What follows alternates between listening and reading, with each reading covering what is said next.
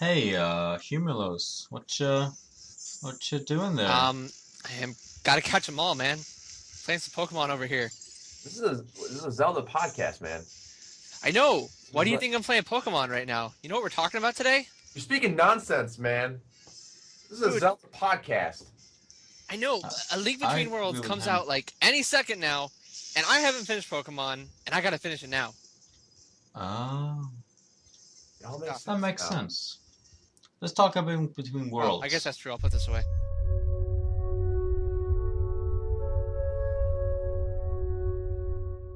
So, welcome to another awesome episode of the Legend of Zelda Universe Dude, podcast. we upgraded to the Legend of Zelda universe now. Yeah, apparently we did. Nice. Um, I'm Mundo, and the guy yelling is our special guest today. Hi. Why don't you go ahead and introduce yourself? You're being shown a city hiding, by the way. Oh, geez. Well, thank you. Yeah, I'm Chris from ChrisCrossMedia. You may have seen me from my YouTube channel, ChrisCrossMedia. I've done a lot of things with Zelda Universe in the past, and these guys are pretty cool. True that. It's true. True We that. are. So, We are pretty cool. So what are you up to now? I good question, Hombre. So yeah, I know, right? I'm working on a project with you and a bunch of other awesome people. Some Huh. that the ZU community might be familiar with. I'm working on a Kickstarter project, which happens to be an animated series called The Forgotten Pixels. It's set inside of a '80s video game that was never played. So imagine like a Legend of Zelda RPG game, and imagine if Link never left the first level. Uh, Aw. you know, what happens to what happens to the world if Ganondorf was never defeated, or never the princess was never saved and the kingdom was never rescued. No, the princess was never rescued and the kingdom was never saved. Strike that and reverse it. The kingdom was never rescued, and the princess was never evil. Exactly. Right. But yeah, that's pretty much the premise of the show and the evolution of these characters. And Ombre is a huge part of it. So Is he? Yeah, I am. I'm producing, and I'm also writing some yeah, story. you're pretty And good. And you were just not going to tell me. no.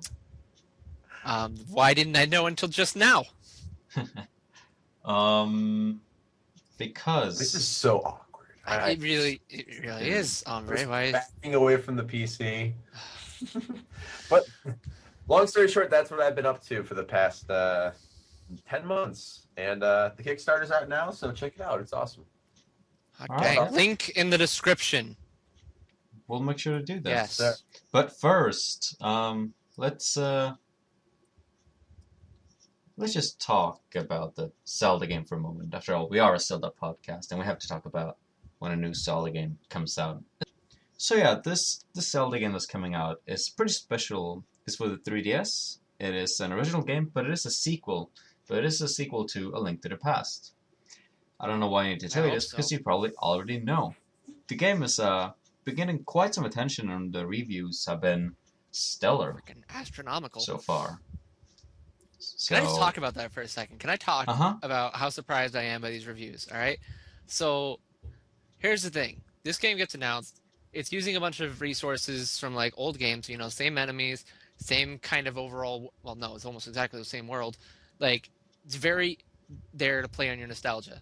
And I am reminded of another series. I think I talked about this in a previous podcast, but that's reminds me right away of the new Super Mario Brothers series. It's like made to look and play like the old games and to make you feel like you're playing one of the old games. Yeah, did you see the Iwata Asks today? Because they actually talked about that. Right. And at first they were actually going to name it under the new I Legend of was gonna Zelda. say And I was that. like, Thankfully they didn't. Yeah.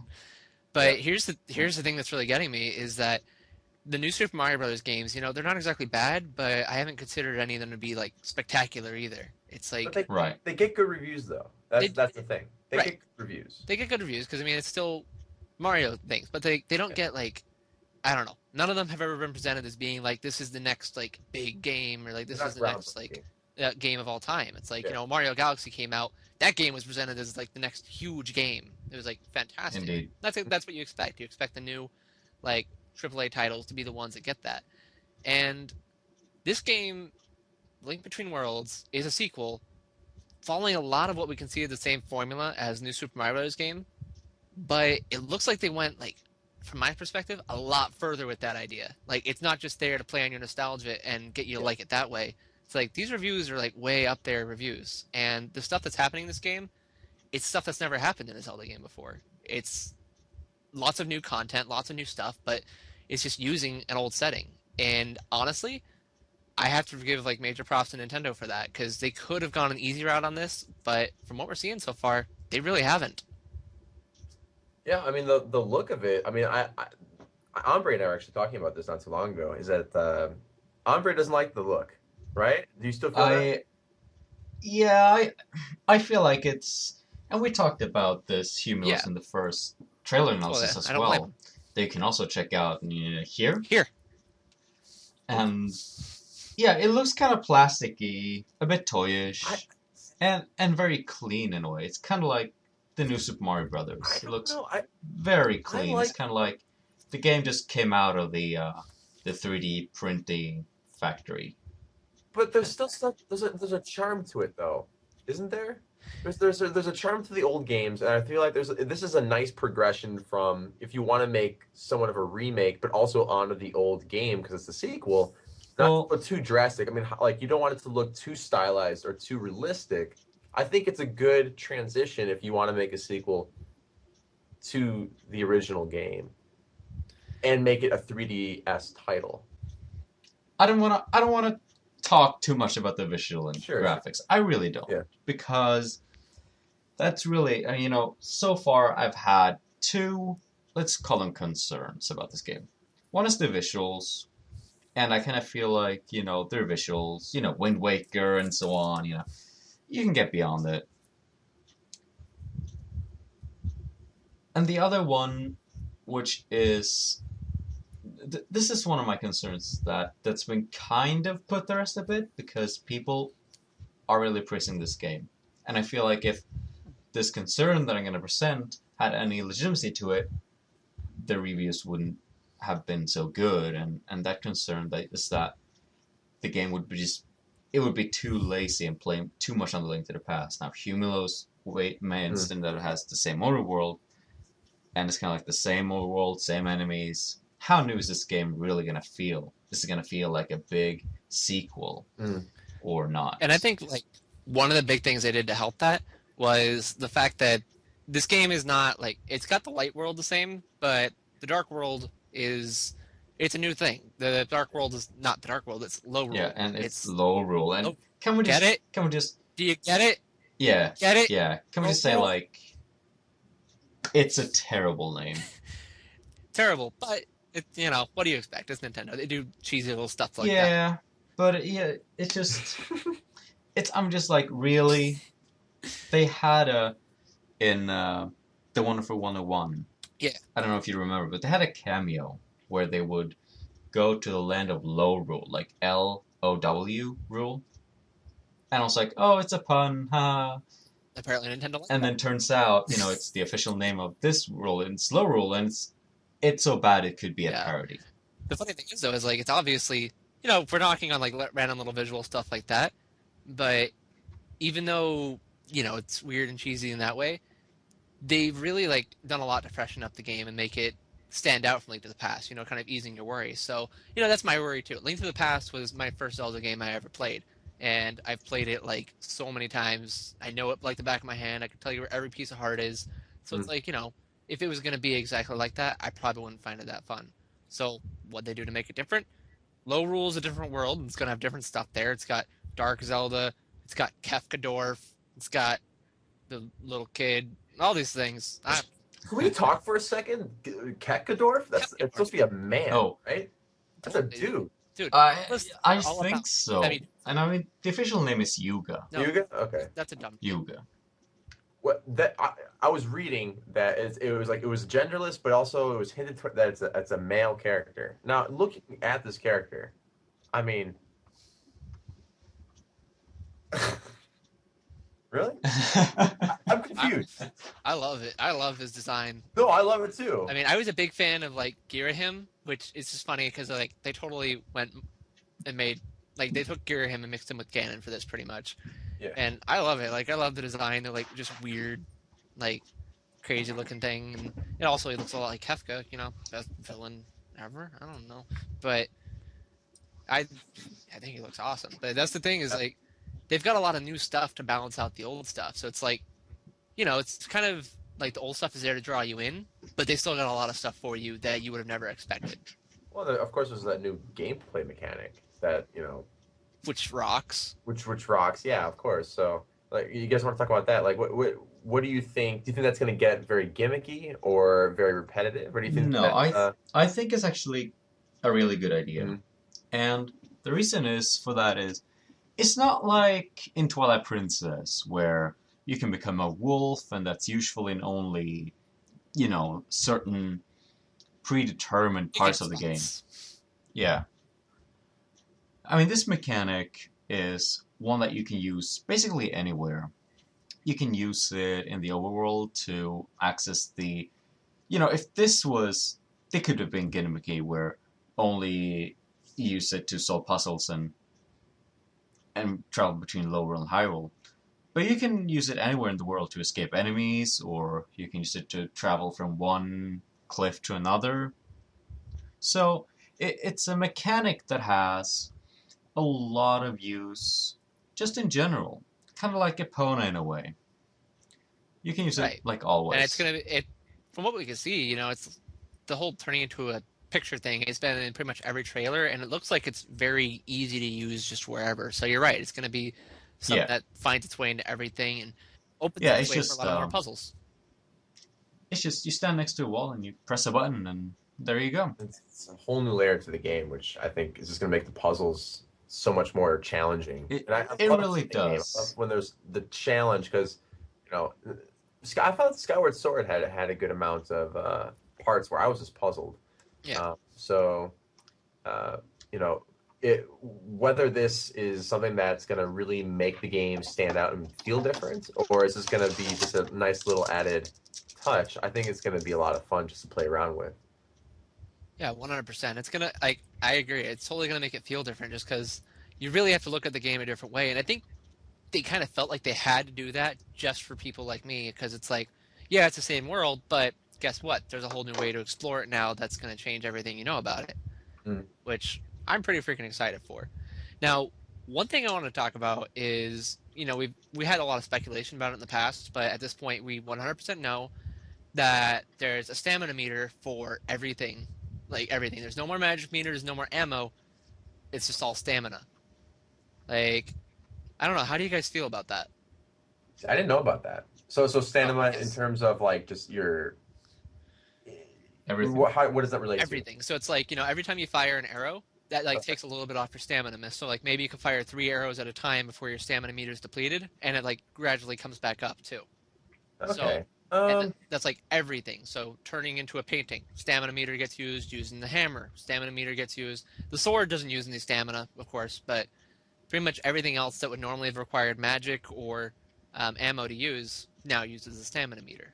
I can just see myself like in the toughest parts of the game, just running around in circles, hoping for the meter to go up, and just screaming at my 3DS. Like I guess it kind of makes things easier if it's all just like, you know, singular, one option, this one thing you have to worry about. But at the same time, if like, you know, you're doing the wall thing, you're using your arrows and trying to do like a bunch of different things at once, you're going to use that meter up so fast. Now I should mention it does replenish pretty darn quickly. It's not like a gradual increase. It's more so just to kind of prevent spamming more than anything else. So it's like you can't sit there and just fire arrow after arrow, but it didn't exactly seem like you would be ever hurting for it. You just kind of have to be more cautious than anything. Okay, I'm okay with that then. I think it's a nice feature, and it just makes things easier. Have any of you guys seen the, or obviously you have seen the XL? I got this thing, so I'm good. But I really want it. It's pretty. Yeah, I have my kinda Zelda-ish one. Purchased a sticker on Etsy and made it Zelda. Oh, that's cute. Yeah, I got a blue. I got one of the original blue ones. Yeah, this one. But I have to say I'm like half tempted because I do like I have big hands. So I was Just like the song. I was playing Donkey Kong Country Returns 3D, and I'm sitting there playing. I'm like, this game is awesome, but my wrists were just killing me after like a couple minutes of playing. So I'm really thinking of getting a 3DS XL and this new Zelda bundle. I mean, that's a pretty piece of hardware. So I'd highly recommend it. My wife has an XL, and she's like, every time I like play on hers, it just feels so much better. yeah, no, I really. It's what's funny is that I've never had an XL. And I didn't actually see one or hold one in my hands till about a year ago. Those things are enormous. I was Yeah, like, they are. I was astounded. I was like, wow, this thing, it's like, I feel like a midget next to it. But anyway, yeah, that is pretty cool. So yeah, 3DS XL, I think is a definite buy for those who don't have it or just have big hands and want to upgrade. So Yeah. So you are humulos. Are you picking up yours or your copy tomorrow? Yes. Funny story. I actually originally had it through Amazon because Amazon used to do this thing where they deliver you the game the day it comes out. But they're like, no, we'll give it to you Monday. Heck no. So I canceled that, and now I'm going to be picking it up at a GameStop, I guess, tomorrow. this podcast is like all the normal people do. Yeah. Yeah. No, we're sponsored by a lot of things. I've been drinking a vanilla Coke this whole time.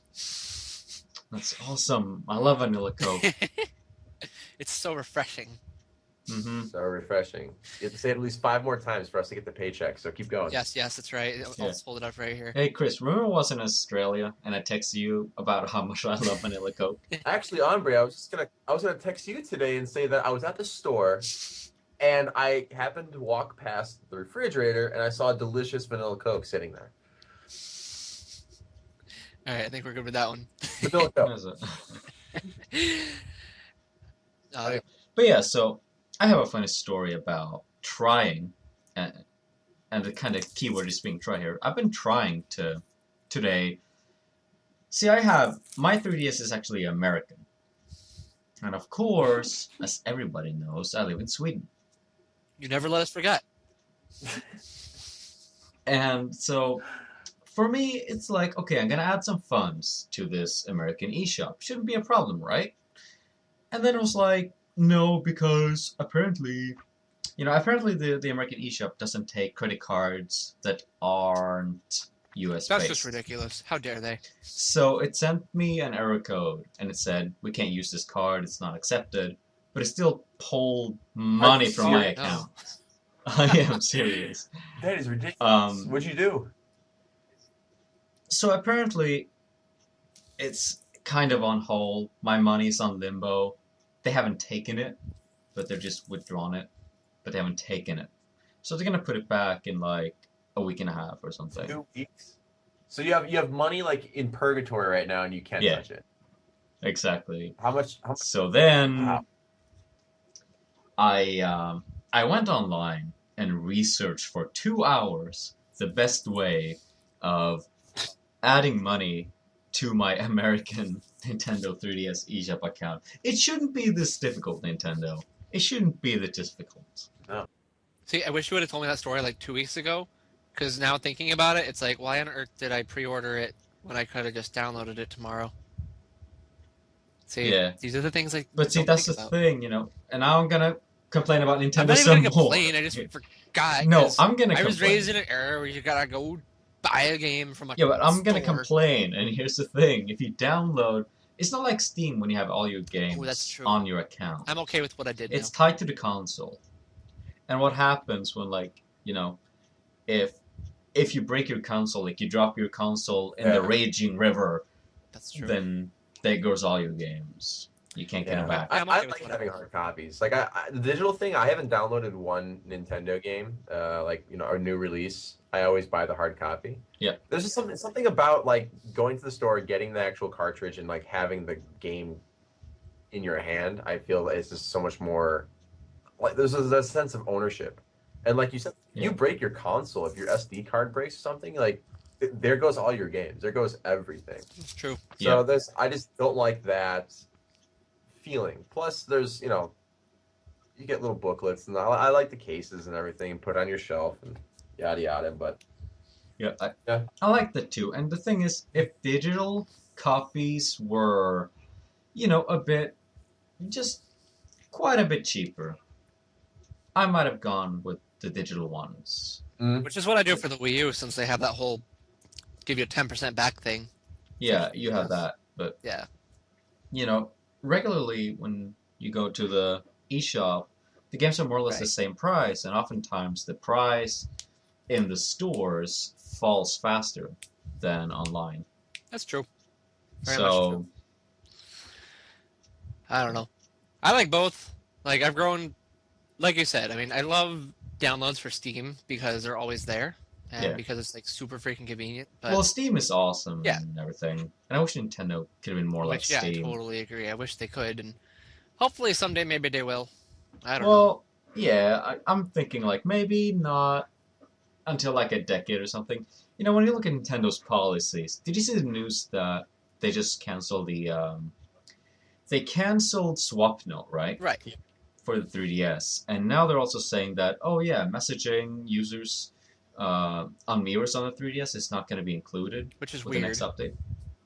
It is, and it's like I I am kind of flabbergasted at the thought that they would be so naive as to think, hey, hey, if we let people communicate freely, maybe someone will send something even appropriate. true. And they're like, they're all like jaw dropping and like, oh, we have to withdraw the service now.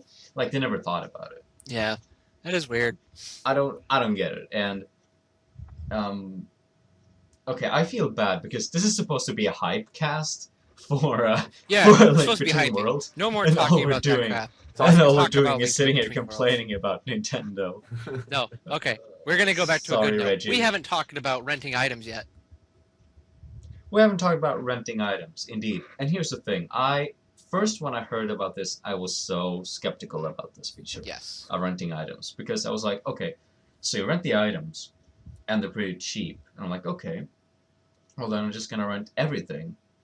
But they say, oh, if you die, all the Who items... dies? Yeah, exactly. That's the thing, right? Who dies? Who dies in a Zelda game? I don't die. That causes new timelines, and I Okay, can't be part of that.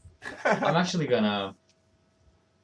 not gonna say that I don't die in Zelda games, because if you watched our Skyward Sword Let's Play, you will know that.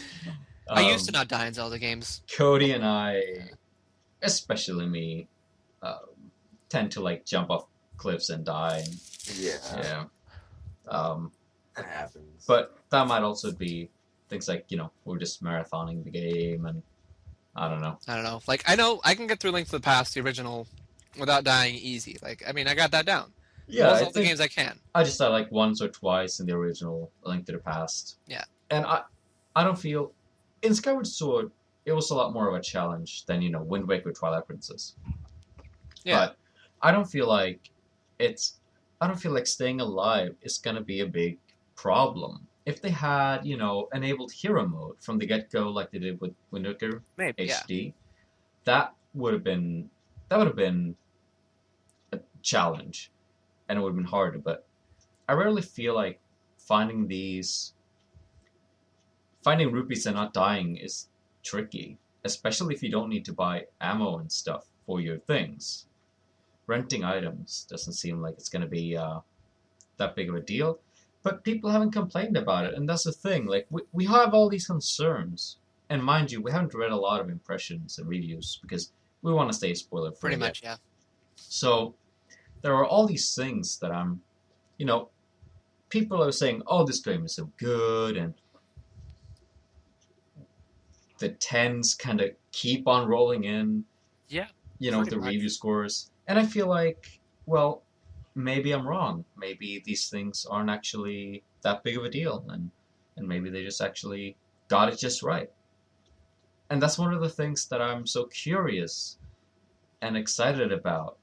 I really want to see how they worked around all these different issues that I've been seeing and expecting. I want to see how Nintendo just takes all of my concerns and just wrinkles them up in a ball and throws them in the garbage and like, there you go. Now, enjoy have you felt the game. concerns about like past Zelda games and then went into it and be like, oh, okay, like with Skyward Sword, like maybe with like the motion controls and I then was so excited for the motion controls. Yeah, yeah, I was too. I know some people were very concerned about it, but I was like, yes, this is the best idea Yeah, ever. it's like pretty much what every one of us thought that needed to happen right away when the Wii came out. So, Yeah, but no, I get what you're saying though, and like I totally have gone into Zelda games with some bits of skepticism, and sometimes it has been met. It's like when they talk with Skyward Sword when they talked about Steve the Sword, or I guess Fee to most of you. Mhm. They talked about her and showed that she's gonna be a companion, and you're like, well, great, we have a companion. They're probably going to talk a lot. And it's going to be this, and they're going to keep doing that whole thing where they hold your hand. yeah. That skepticism was completely justified because that's exactly what happened. Other times, though, it's like Zelda has a train. Zelda can't have a train, and it's like Were you one of the I haters? really wasn't. Honestly, I'm like, oh my gosh, a train. I just thought it was I silly. love more the than anything. train. So it's Yeah, like, well, yes. I thought it was silly, What's wrong with the train? but no, there's That's- nothing wrong with the train. That's the thing. I think the train was a fun mechanic, and I think it was a good way to kind of mix it up a bit. And I like how Spirit Tracks just keeps coming up in our podcasts. of course, because it was fun. But here's one thing I want to say about Zelda fans, and many YouTube videos have talked about this. He's constantly complaining again. Yes, it's just like that's what Zelda fans do is they complain about really dumb things, and then it turns out they're fun. And like we're Zelda fans, so we're complaining Yeah, about Zelda exactly. fans. Of course, that's how meta it gets. But every time they see something weird, it's like the earliest recorded instance of it would be Wind Waker, probably, where everyone's like, "Oh my gosh, Wind Waker has different graphics. Everyone loves it." And then it's like freaking Spirit Tracks comes out. Oh my gosh, as a train, I loved it. Lots of people loved it. There's lots of things that just get over that. Also, retrospectively, like going backwards, when Zelda 2 came out, I don't remember anyone really hating it. But going backwards, people hate it because it was different. And Yeah. the one thing I want to point out I about was that, barely alive on that. I love Zelda 2. Well, that's true, I wasn't. But like, I mean, I'm talking like from other people's experience. Like my brother-in-law, he's like saw me playing Zelda 2, and he's like, "Oh my gosh, I love Zelda 2." Because it was a fun game. And the thing I want to point out about Zeldas is, the games that are very similar to old games, kind of, I don't know. Those are the ones I don't look forward to the most. It's the ones that are really different that I really do look forward to. And I think, I don't know, just for me at least, Zelda games should be different from each other. There should be something different going on. There should be things that separate them from one another. Because if you look at the first two games, Zelda 1 absolutely loved it. It was great because it was an adventure. You didn't know what was going on. Zelda 2 was great because it was super freaking challenging. It had like one of the best battle systems on the old Nintendo and had like a whole world of people to explore. Link to the Past is great because it mixed those. And the rest of them went on in like somewhat different directions except for like the main series, which is pretty close to the same each time. But a lot of Zelda games do a lot of different things, and generally it works out super great because there's not exactly, honestly I would never say there's a bad game in the main series of Zelda. The closest thing to it is Phantom Hourglass, but that only became bad after agree. Spirit Tracks proved it was wrong. Well, I would actually say that I think Zelda 2 is the worst, but It was not worse. It was great. You just suck at it. I It don't was like it. amazing. I don't like Absolutely amazing. No. Hey, I'm gonna step in. Be nice, guys. Be nice. Be nice. it. We're Zelda fans. Zelda fans, jeez. Yeah, I know. I'm gonna try to change the subject a little bit here. You're talking about how each game differentiates itself. Yeah. This is a sequel. To Link to the Past. Would you have been mad if they opted out and they didn't do the top view gameplay aesthetic and they went for like a like Ocarina of Time 3DS 3D like platformer type look? And do you think we're gonna see an original Zelda title with that game aesthetic? Okay, so to answer both things, no, I wouldn't have been mad because honestly, I think that would have been really cool to have it like a behind you Ocarina perspective in the same world. It would have, I don't know, it would have looked different, but at the same time, it also wouldn't have worked as well just because the map was not built for that kind of thing. Like it was built to be top down. And also, I was already kind of mad because Link has, the blondish brown hair. He has pink hair on A Link to the Past, and I wanted pink hair in this game. So I was already mad about that, so I couldn't be mad about two things. And I already forgot your second question. Second question was, do you think we're going to see an original Zelda title on the 3DS that has the Ocarina, Skyward Sword, Twilight Princess like gameplay aesthetic. I really don't think we will. If by original game you mean a remake of Majora's Mask, then yes. Yeah, that's about the closest we get. No, I don't think no remake, no sequel, just originals, or it could be a sequel, but like just an original title that's not, like Ocarina 3DS. right. No, I think they found that they like the top-down perspective from Phantom Hourglass, Spirit Tracks, and now Link Between Worlds. I think they've kind of like set in place that this is what we want to do with portable games, and then we want to do this with the console games. But Ocarina was so good though on the handheld. It was an amazing experience. It wasn't bad at all, but at the same time, I'm also glad because this gives Nintendo the chance to like work on two different types of Zeldas for two different consoles, and like so we get the good stuff that's all the good stuff about the 3D games on the console, and all the stuff that's good about the 2D games on the portable, which honestly I like because I got both, so I play both, and I being someone who grew up on the old school 2D games, I'm like, I want to see more of those. I do want to see more of those, and so I want them to keep kind of pushing that out to the 3DS like they are doing. Yeah, no, I agree. It's kind of like what they did with the DS and the Wii with Mario. They kept the Galaxy games on the Wii, and then had the Super Mario Brothers on the DS, and they kind of kept, now they've been starting to mix the two up. Because they realized how much money it made them to just rehash. Well, yeah, which is, people are loving New Super Mario Brothers World 2 3D. That's some game title. Yeah. It's about as, it's almost accurate. It's almost the right title. Yeah, pretty much. But people love that game, so I'm not hating. Too. But they can run with two different styles, like 3D Mario and 2D Mario. And they can have 3D Zelda and 2D Zelda. And I think that's really great, because there are people that will... I mean, most people are going to like both. But some people that are more traditionalists will going to like the Link Between Worlds. And they're going to be like, for the win, because Ocarina of Time sucks and Link Between Worlds is awesome. Now. What you just said is actually factual, yeah. What about this now? So there's a platformer Mario's and there's a 3D platformer Mario's. Those are two different fan bases, and they're making they made the 3DS Land, they're making 3D World or World 3D, whatever it's called, and that's the combination of both, and that's for catering to both fans. Do you think they're going to make a Zelda game that's going to cater to both top view and 3D Zelda fans? A combination of both. I don't know. I mean, that'd be pretty cool. Honestly, I am surprised at all that Nintendo is acknowledging the old Zelda games, because they used to never do that. There used to be no mention of anything before Ocarina of Time, and then this happened, and I'm like, oh my gosh. So, I don't know. I think that if they gauge what the response is to this, maybe they can go that route. But at the same time, it's really hard to kind of imagine the two being meshed together like that. Just because... Here's the thing, though. That they're already kind of doing it with the Link Between Worlds. Yeah, and when you go into the wall, for instance, it kind of becomes almost 3D Ocarina of Time view. When you walk around and you see the room in a different perspective, whatever you want to call it, that perspective. And when you are in not picture mode, when you're normal, it's top down. And they utilize this for puzzles. And so already in A Link Between Worlds, we're seeing instances of, where some points the camera switches modes to help you figure out where you are and where you need to go, and so on and so forth. Because even Phantom Hourglass and Spirit Tracks, it was a 3D world. It was all rendered in 3D, but it was the camera that made it look like a top-down 2D game. Right. So they've already been doing this ever since Phantom Hourglass, and I think that as long as they're going to have good ideas, they're going to keep kind of meshing the two in this way. Yeah, and the thing that's different majorly between the Zelda and Mario series is that in Zelda, the major differences between the top-down and the behind-the-back views are your camera and the way you target.